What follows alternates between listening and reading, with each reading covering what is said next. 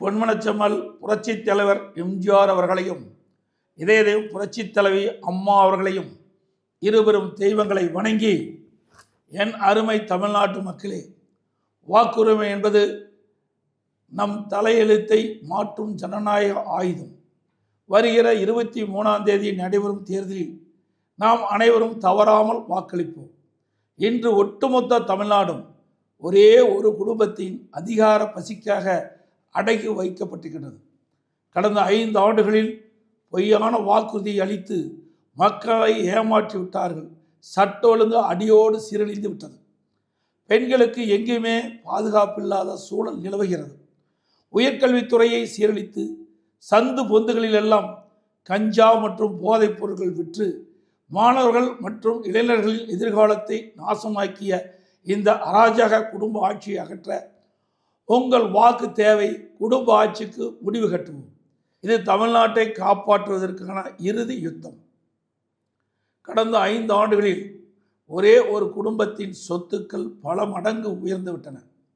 ஆனால் மாநிலத்தின் கடனோ அதிகமாகி மக்கள் தலையில் விழுந்திருக்கின்றது. பொய்யான வேலைவாய்ப்பு வாக்குறுதி அளித்து மக்களை ஏமாற்றி விட்டார்கள். கடந்த 5 ஆண்டுகளில் உயர்கல்வித்துறை முற்றிலும் சிதைந்து விட்டது. பெண்களுக்கு எங்குமே பாதுகாப்பு இல்லாத சூழல் நிலவுகிறது. போதை மற்றும் வன்முறை காடாக மாறிவிட்டது.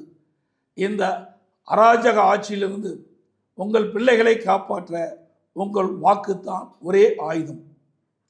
ஒரு குடும்பம் மற்றும் அராஜக ஆட்சிக்கு முற்றுப்புள்ளி வைத்து மக்கள் நலன் காக்கும் குற்றமற்ற சிறப்பான பாதுகாப்பான தமிழ்நாட்டை அனைத்து இந்திய அண்ணா திராவிட முன்னேற்றங்களால் மட்டும் தர முடியும். காவிரி டெல்டாவை பாதுகாக்கப்பட்ட வேளாண் மண்டலமாக அறிவித்து விவசாயிகளை காத்த அரசு நமது அனைத்து இந்திய அண்ணா திராவிட முன்னேற்ற கழக அரசு. ஒரே ஆண்டில் 11 புதிய அரசு மருத்துவக் கல்லூரிகளை கொண்டு வந்து சரித்திரம் படைத்தோம் நம்முடைய அரசாங்கம். மாணவர்களின் கல்வி மேம்பட விலையில்லா மடிக்கணினிகளை வழங்கியதும் நமது அரசு. அம்மா உணவகம் மற்றும் அம்மா மினிக்கிளை ஆகியவற்றை ஏழைகளுக்காக அமைத்து கொடுத்தோம்.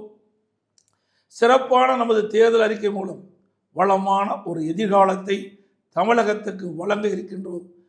அது மூலம் தமிழ்நாடு இன்னும் முன்னேற்ற பாதையில் செல்லும்.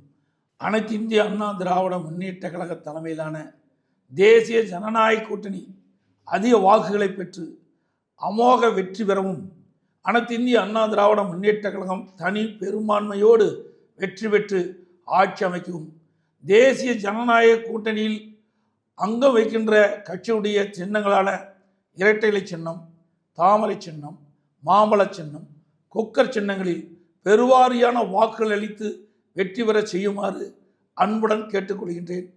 நன்றி, வணக்கம்.